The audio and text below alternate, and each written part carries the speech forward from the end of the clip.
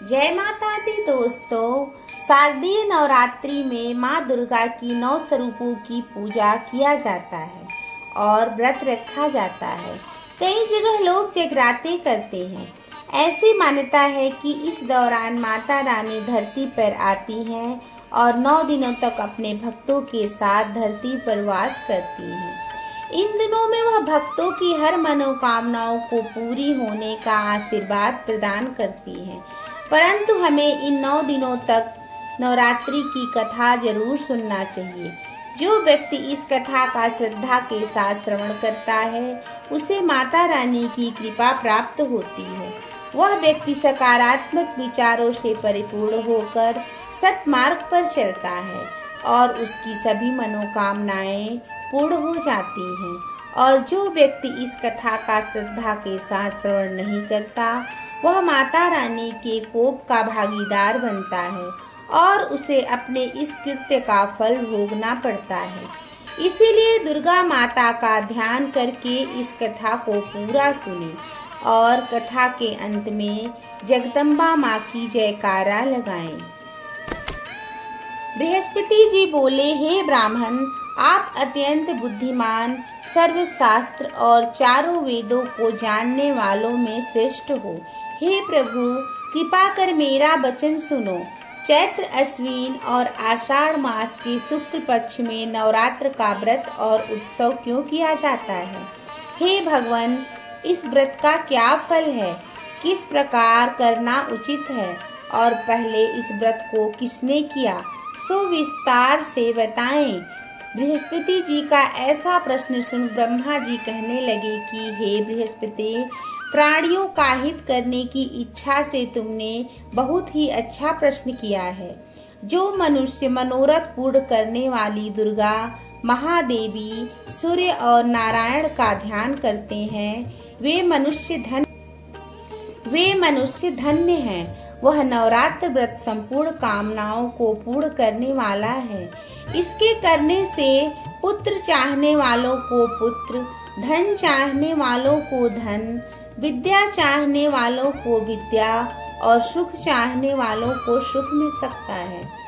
इस व्रत को करने से रोगी मनुष्य का रोग दूर हो जाता है और कारागार हुआ मनुष्य बंधक से छूट जाता है।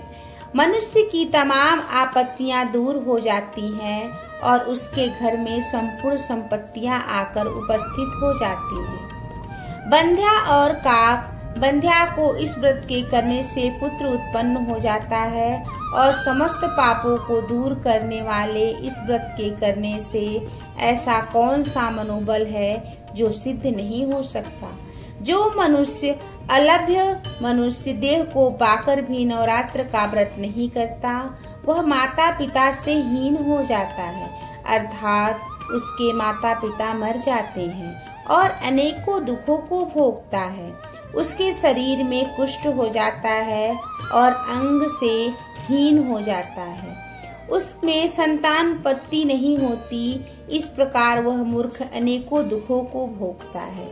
इस व्रत को न करने वाला निर्दयी मनुष्य धन और धान्य से रहित हो, भूख और प्यास से मारे पृथ्वी पर घूमता है और गूंगा हो जाता है। जो विधवा स्त्री भूल से इस व्रत को नहीं करती वह पतिहीन होकर नाना प्रकार के दुखों को भोगती है। इस व्रत करने वाला मनुष्य सारे दिन का उपवास न कर सके तो एक समय भोजन करे और उस दिन वांढों सहित नवरात्र व्रत की कथा करे।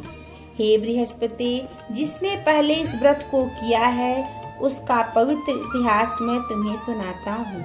तुम सावधान होकर सुनो।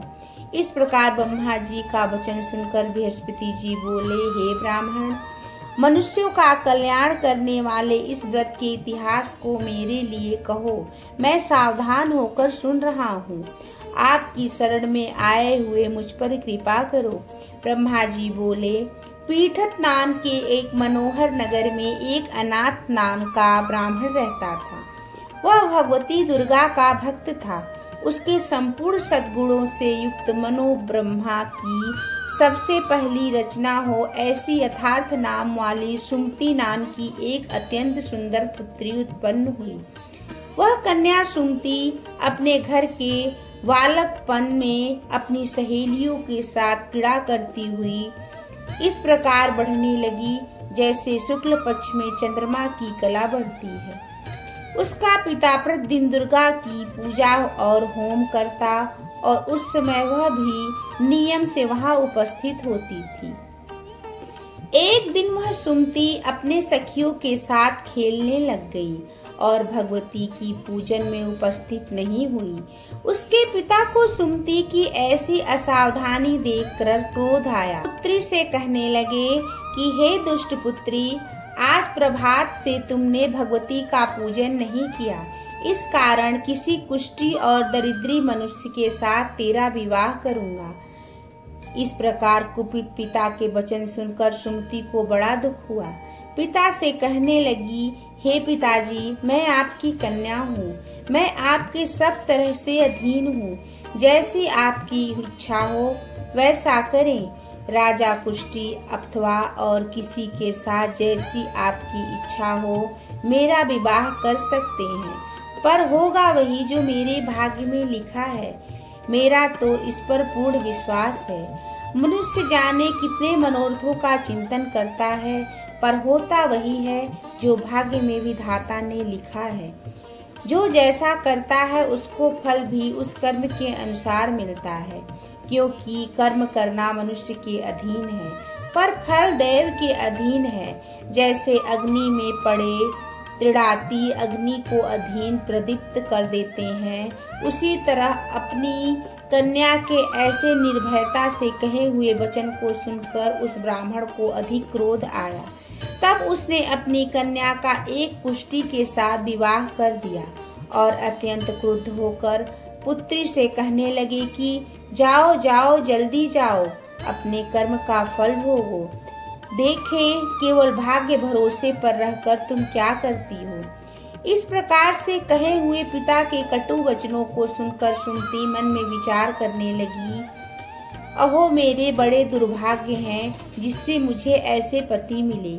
इस प्रकार अपने दुखों का विचार करती हुई वह कुंती अपने पति के साथ वन चली गई और भयानवे कुशयुक्त उस स्थान पर उन्होंने वह रात बड़े कष्ट से व्यतीत की। उस गरीब बालिका की ऐसी दशा देखकर भगवती पूर्व पुण्य के प्रताप से प्रकट होकर सुमति से कहने लगी, हे दीन ब्राह्मणी, मैं तुम पर प्रसन्न हूँ।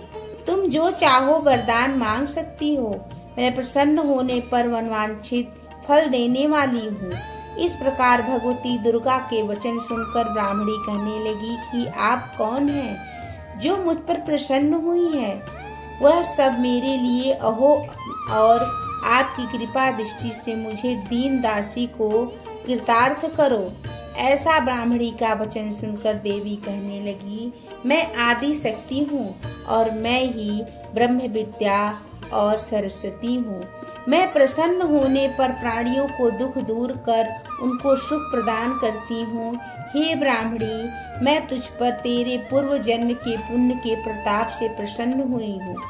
तुम्हारे पूर्व जन्म का वृत्तांत सुनाती हूँ, सुनो। तुम पूर्व जन्म में निषाद भील की स्त्री थी और अति पतिव्रता थी। एक दिन तेरे पति निषाद ने चोरी की। चोरी करने के कारण तुम दोनों को सिपाहियों ने पकड़ लिया और ले जाकर जेल खाने में कैद कर दिया। उन लोगों ने तेरे और तेरे पति को भोजन भी नहीं दिया। इस प्रकार नवरात्रि के दिनों में तुमने न तो कुछ खाया और न ही जल पिया, इसलिए 9 दिन तक नवरात्र का व्रत हो गया। हे ब्राह्मणी, उन दिनों में जो व्रत हुआ उस व्रत के प्रभाव से मैं प्रसन्न होकर तुम्हें मनवांछित वस्तु दे रही हूँ। तुम्हारी जो इच्छा है वह वरदान मांग लो। इस प्रकार दुर्गा के कहे हुए वचनों को सुनकर ब्राह्मणी बोली, अगर आप मुझ पर प्रसन्न हैं तो हे दुर्गे माँ, आपको प्रणाम करती हूँ। कृपा करके मेरे पति के कुष्ठ को दूर करें। देवी कहने लगी, उन दिनों में जो तुम्हारे व्रत किया था उस व्रत के एक दिन का पुण्य अपने पति को कुष्ठ दूर करने के लिए अर्पण करो। मेरे प्रभाव से तेरे पति कुष्ठ से रहित और सोने के समान शरीर वाला हो जाएगा। ब्रह्मा जी बोले। इस प्रकार देवी का वचन सुनकर वह ब्राह्मणी बहुत प्रसन्न हुई और पति को निरोग करने की इच्छा से ठीक है ऐसे बोली। तब उसके पति का शरीर भगवती दुर्गा की कृपा से कुष्ठहीन होकर अति क्रांति युक्त हो गया, जिसकी क्रांति के सामने चंद्रमा की क्रांति भी क्षीण हो जाती।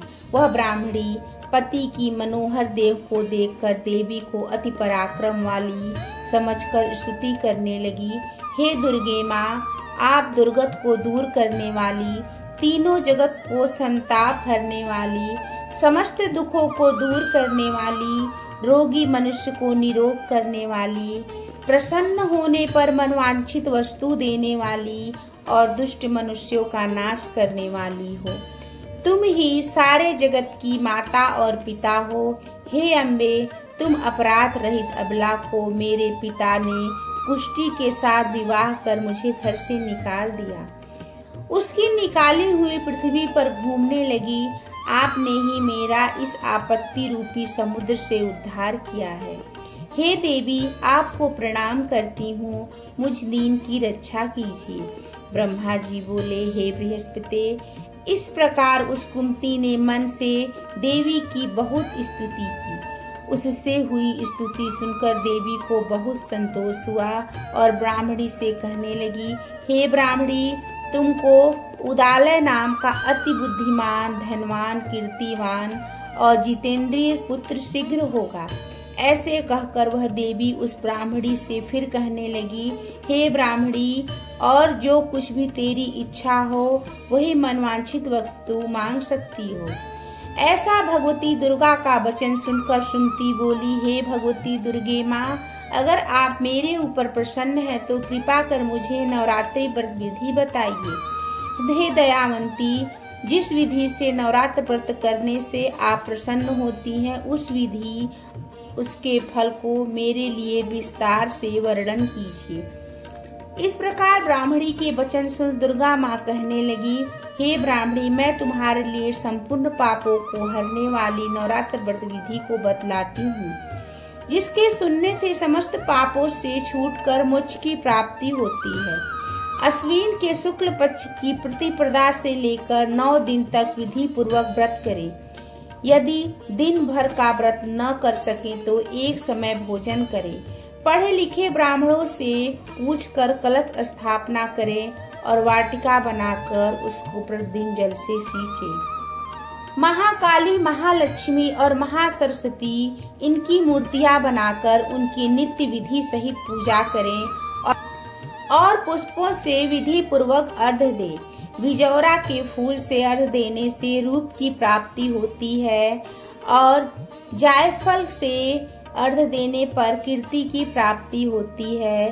दाख से अर्घ्य देने पर कार्य की वृद्धि होती है और आंवले से अर्घ्य देने पर सुख की प्राप्ति होती है। केले से अर्घ्य देने पर भूषण की प्राप्ति होती है। इस प्रकार के फलों से अर्घ्य देने पर यथा विधि से हवन करें।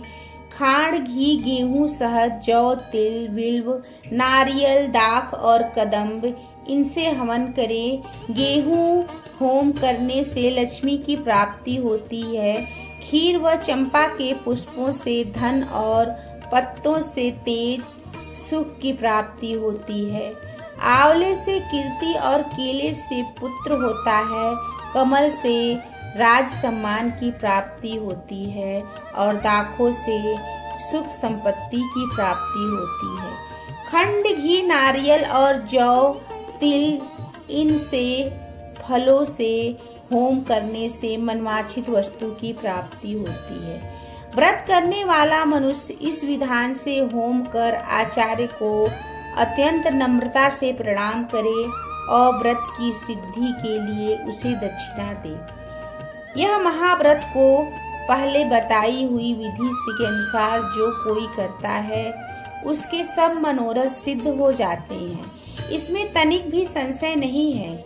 इन 9 दिनों में जो कुछ दान आदि किया जाता है उसका करोड़ों गुना फल मिलता है। इस नवरात्र के व्रत करने से ही अश्वमेध यज्ञ का फल प्राप्त होता है। हे ब्राह्मणी, इस संपूर्ण कामनाओं को पूर्ण करने वाले उत्तम व्रत को तीर्थ, मंदिर अथवा घर में विधि के अनुसार करें।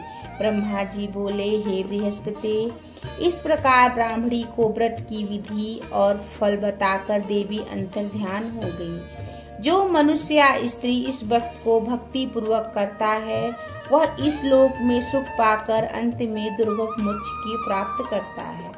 बृहस्पति, यह दुर्गम व्रत का महत्व मैंने तुम्हारे लिए बतलाया। बृहस्पति जी कहने लगे, हे ब्राह्मण, आपने मुझ पर अति कृपा की जो अमृत के समान इस नवरात्र व्रत का महत्व सुनाया।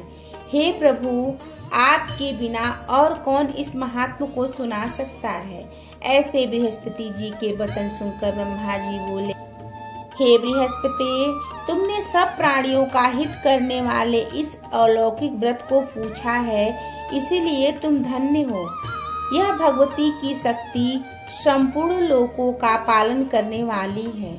हे महादेवी के प्रभाव को कौन नहीं जानता। बोलो जगदम्बे माता की जय।